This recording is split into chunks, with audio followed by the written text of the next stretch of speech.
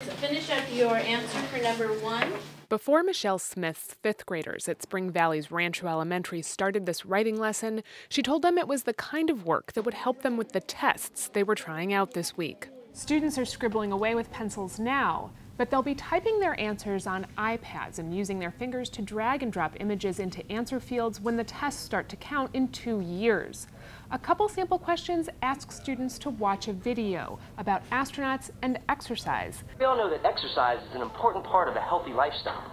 But did you know that exercise is even more important when you're training to be an astronaut? And then explain why exercise is so important for astronauts. A couple of these new types of questions weren't working on the iPads at Rancho. But that's the whole idea behind trying the new tests out, to see what works and what doesn't on the computers, laptops, and tablets students will use to take the tests.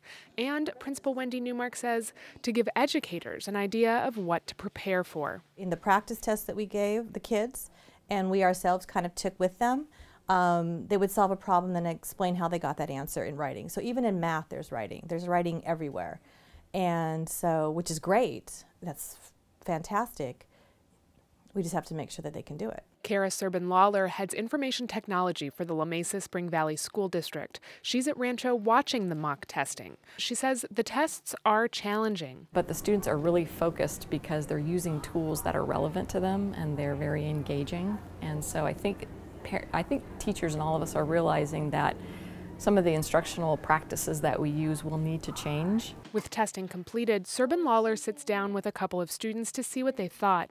10-year-old John Pyle isn't interested in going back to pencil and paper. You got to take some test that was not really fun, and a test and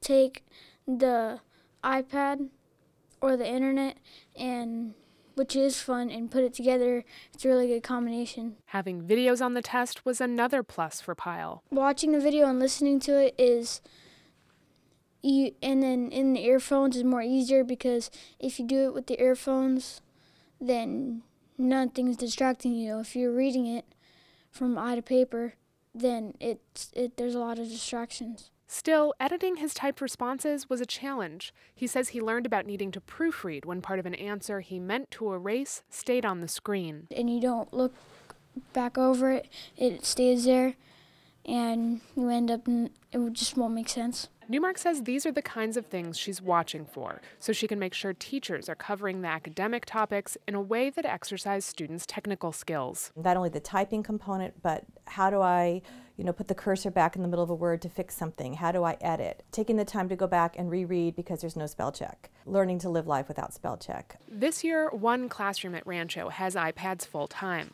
Other classrooms share and get the devices 2 weeks at a time.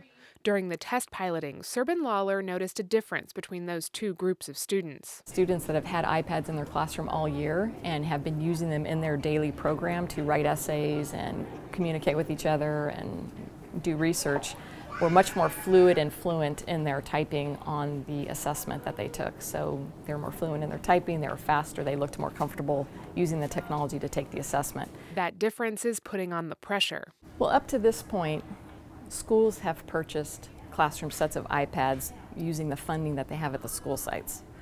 As I said before, this assessment is creating a sense of urgency for the district to now invest some general fund dollars in providing more access, which is a good thing. Having an iPad for every student in 2 years when the new tests start to count might be ideal, but with state funding still down from 5 or 6 years ago, La Mesa Spring Valley leaders have their sights set on a more realistic goal. They hope to have 2 grade levels of students at each school working with the devices full-time when the tests roll out. Kyla Calvert, KPBS News.